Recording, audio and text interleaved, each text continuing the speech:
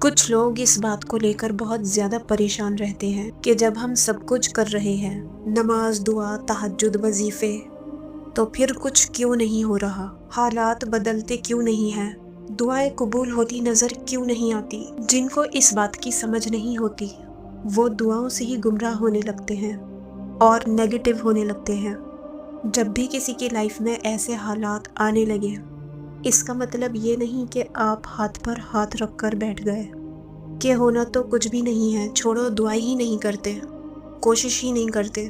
کوشش آپ نے کرتے رہنا ہے، اور کوشش کے بعد اگر کوئی حالات چینج نہیں ہو رہے، فیصلہ نہیں آ رہا، اچھا وقت شروع نہیں ہو رہا، تو یہاں پر آپ نے خود کو پرسکون رکھنا ہے۔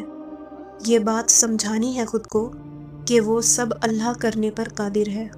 اگر حالات میں کوئی تبدیلی نہیں آ رہی تو اس کا مطلب یہ سب سے بڑی نشانی ہے کہ یہ اللہ کا پلان ہے، کہ جو کچھ آپ کی لائف میں ہو رہا ہے اور آپ کو کچھ سمجھ نہیں آ رہی، تو پھر اللہ چاہتا ہے کہ یہ بندہ مجھ پر اندھا بھروسہ کرنا سیکھے۔ عام حالات میں تو انسان اتنا نہیں سیکھتا نا، اس لیے اس نے حالات خود ایسے بنا دیے۔ اب آپ کو سب کچھ بند نظر آ رہا ہے، اس لیے اللہ چاہ رہا ہے اب یہ سیکھے اندھا بھروسہ کسے کہتے ہیں۔ ہم سب ٹرسٹ اور توکل کی باتیں تو کرتے ہیں، لیکن عمل میں فیل کوئی کر پاتا ہے۔ سب لوگ شوق سے قرآن کے وہ معجزات تو سنتے ہیں جن میں پتہ چلتا ہے کہ انہوں نے اللہ پر اندھا بھروسہ کیا تھا، دعائیں کی تھی اس سچویشن میں، بھروسے کے بعد معجزے ظاہر ہوئے۔ لیکن جب یہ انسان کی اپنی زندگی میں پریکٹیکل کرنے کا وقت آتا ہے، اللہ اسے یہ ٹیسٹ دیتا ہے، تو اسے کیسے کرنا ہے یہ انسان کے لیے بہت مشکل ہو جاتا ہے۔ تو بس جان لیجئے یہ سمجھانے کے لیے اس نے آپ کو چن لیا ہے، اور اب وہ چاہتا ہے کہ بندہ دعا پر محنت کرے، اس پر قائم ہو جائے، دعا کو سیکھے، اس کو انڈرسٹینڈ کرے، اس کو سمجھے، کیونکہ دعا کوئی صرف لفظوں کا نام نہیں ہے، بلکہ یہ مکمل ایک امتحان ہے، عبادت ہے۔ جتنا حالات آپ کے تنگ ہوتے جائیں گے، بس سے باہر ہوتے جائیں گے، اتنا زیادہ دعا کی پاور کو انڈرسٹینڈ کرے گا انسان۔ قرآن پاک میں اللہ فرماتا ہے، اگر اللہ اپنے سب بندوں کو کھلا رزق دے دیتا تو زمین میں سرکشی کا طوفان برپا کر دیتے، مگر وہ ایک حساب سے جتنا چاہتا ہے نازل کرتا ہے۔ یقیناً وہ اپنے بندوں سے باخبر ہے اور ان پر نگاہ رکھتا ہے۔ رزق میں خالی کھانا پینا نہیں آتا، آپ کی شادی، آپ کی اولاد، آپ کا کھانا پینا، آپ کا نصیب، آپ کی صحت، ہر چیز اللہ کی بلیسنگ اور نعمت ہے۔ اب اس آیت میں آپ کو تسلی بخش جواب مل گیا ہوگا۔ جو لوگ شکایت کرتے ہیں نا کہ اللہ تو کر سکتا ہے، دے سکتا ہے، تو پھر وہ کن کیوں نہیں فرما دیتا؟ کیونکہ کن فرما دے گا تو کام فوراً ہو جائے گا، تو پھر وہ دے کیوں نہیں رہا؟ تو تب آپ کو یہ سوچنا ہے کہ کیا میں اتنی عقل رکھتا ہوں کہ اللہ سے یہ باتیں کہوں، جس نے اتنی باریکی سے سب تخلیق کر دیا، ہر چیز کا حساب مقرر کر دیا، تو وہ زیادہ بہتر جانتا ہے میری ضرورتوں کو، اور ہر چیز کا حساب مقرر کر دیا ہے اس نے، تو وہ زیادہ بہتر جانتا ہے کہ مجھے کب، کیسے اور کیا دینا ہے۔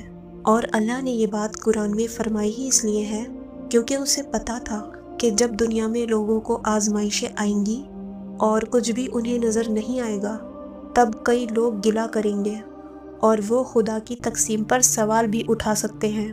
لیکن جس رب نے ایک پلاننگ کے ساتھ سب کچھ کریٹ کیا ہے، وہ جانتا ہے کہ کس کو کتنا دینا ہے اور کب دینا ہے، اور کون کتنا گمراہ ہو سکتا ہے اور کون شکر گزار۔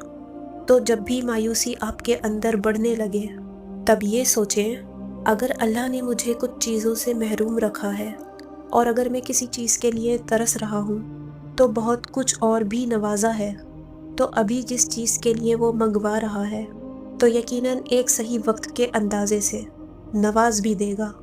اس لیے جب تک آپ کی مرضی کے فیصلے نہیں آ رہے، تب تک صبر کرنا ہے اور اللہ پر چھوڑ دینا ہے، رزلٹ کو اس کے حوالے، اس کے سپرد کر دینا ہے۔ جو نہیں کرے گا وہ یقیناً رلتا رہے گا، خوار ہو جائے گا، کیونکہ اللہ پر بھروسہ نہ کرنے والا شیطان کا ساتھی ہوتا ہے۔ تھوڑا عرصہ تو مزے سے گزر جائے گا، لیکن پھر اچانک گرفت آتی ہے۔ اللہ ایسا کرے گا کہ بچنے کا چانس نہیں ہوگا۔ اس لیے تھوڑا صبر اور تھوڑا انتظار اور پھر دیکھیں کہ کیسے شاندار دروازے کھلیں گے۔ قرآن میں اللہ نے فرمایا، خدا جو اپنی رحمت کا دروازہ کھول دے تو کوئی اس کو بند کرنے والا نہیں، اور جو بند کر دے تو کوئی اس کو کھولنے والا نہیں، اور وہ غالب حکمت والا ہے۔ دروازے اللہ نے کھولنے ہیں، لیکن جب وہ صحیح سمجھے گا تب، اور تب تک آپ کو نیگیٹو نہیں ہونا، گیو اپ نہیں کرنا، بلکہ یہ سوچنا ہے کہ مجھے ایک ویٹنگ روم میں بٹھا دیا گیا ہے، اور جب باری آئے گی تو نواز دیا جائے گا۔ یہ ہوتا ہے مومن کا ایمان۔ قرآن میں اللہ نے فرمایا، اور تمہارے پروردگار نے کہا ہے کہ تم مجھ سے دعا کرو، میں تمہاری دعا قبول کروں گا۔ یہ قرآن کے الفاظ ہیں، کوئی معمولی بات نہیں۔ کچھ لوگ کہتے ہیں نا کہ کہاں لکھا ہے اللہ دعا قبول کرتا ہے، تو وہ غافل لوگ ہیں جنہوں نے کبھی زحمت ہی نہیں کی کہ قرآن کھول کر اللہ کے پیغامات کو ڈھونڈیں۔ اللہ ہم سے کیا کہہ رہا ہے؟ کہنے کو قرآن 1400 سال پہلے نازل ہوا، لیکن اس میں ہر دور کے معاملات کے جواب ہیں۔ اب یہ ہماری غفلتیں ہیں کہ ہم غور نہیں کرتے۔ مایوسی حرام ہے، کفر ہے۔ دعا کے بعد سب کچھ آسان ہو جاتا ہے۔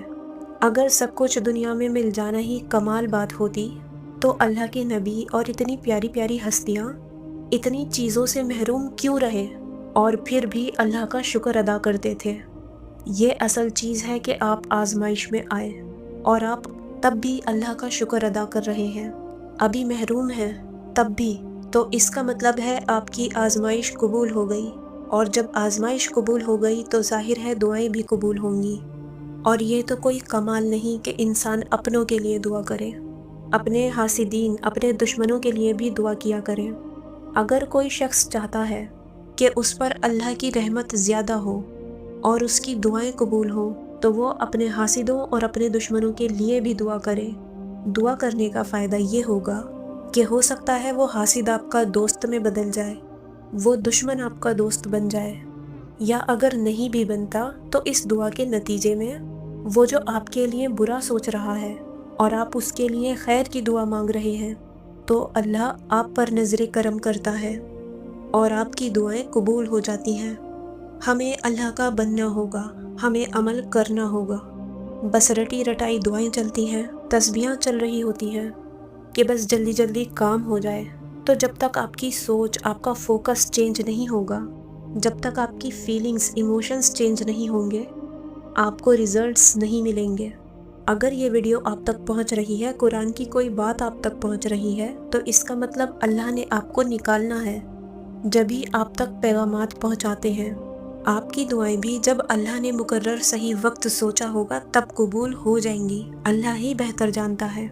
اللہ ہمیں دیکھ رہا ہے، یہ ماننا اور اسے فیل کرنا یہ بہت الگ بات ہوتی ہے۔ جب بھی آپ کو یہ احساس ہونا کہ یہ ویڈیو پہنچنی چاہیے کسی ضرورت مند تک، تو آپ لوگ بھی ہیلپ کیا کریں۔ کیا پتہ آپ لوگوں کا ایک شیئر کرنا کسی کی لائف ہی چینج کر دے۔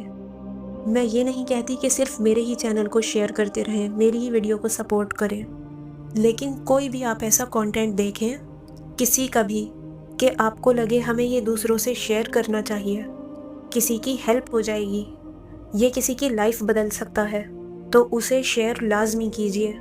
اللہ پاک اپنے بندوں کے ذریعے ہی پیغامات کو پھیلاتے ہیں، اور اب تو یہ ٹیکنالوجی ہے، اس کا بھرپور استعمال کریں۔ جب تک اللہ کوئی بات دل میں نہ ڈالے نا، کوئی کام ہو نہیں سکتا۔ تو امید کرتی ہوں آج کی ویڈیو میں آپ لوگوں کو کچھ ہیلپ ملی ہوگی۔ اس ماہ رمضان اللہ تعالیٰ سے خوب گڑ گڑا کر دعائیں کریں، اس کی خوب عبادت کریں، اسے راضی کریں، اور چھوڑ دیں اپنے برے برے کام ہمیشہ کے لیے۔ اس رمضان کو اپنے لیے لائف چینجنگ بنا لیں کہ رمضان کے بعد بھی اللہ سے دوری نہ رہے۔ اپنا بہت سارا خیال رکھیں، دعاؤں میں یاد رکھیں۔ اللہ حافظ۔